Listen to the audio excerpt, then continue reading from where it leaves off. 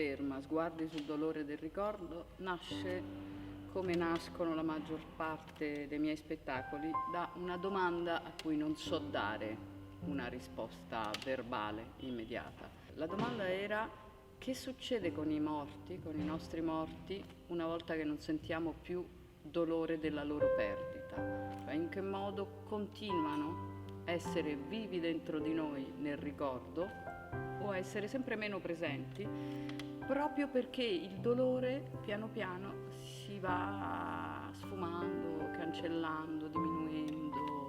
E quindi quando mi faccio questo tipo di domande un po' complesse, alla fine per rispondermi tocca che faccio un giro largo, largo, largo e ci faccio uno spettacolo che non ha una risposta. Ovviamente non è che si trova una risposta a questa domanda: che succede con i nostri morti una volta che il dolore è sparito della loro perdita, perché la cosa all'inizio non ci credi, ma poi invece succede. A un certo punto per una perdita non si soffre più.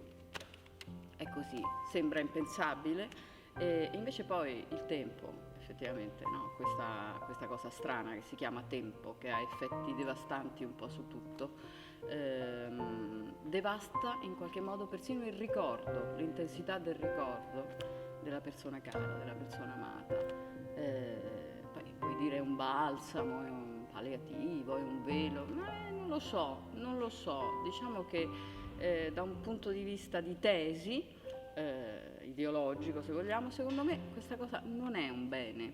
Ecco, io mi giudico in questo mio aver lasciato andare i miei morti e non mi giudico bene. E infatti sono tornata al cimitero, per esempio. Ecco, e questo è uno spettacolo che gira intorno a tutto questo problema qua, senza avere certo una risposta, ma volendo forse stimolare un rapporto con non la morte, che è una cosa come ti ci vuoi rapportare, succede e poi speriamo il più tardi possibile, ma con i morti.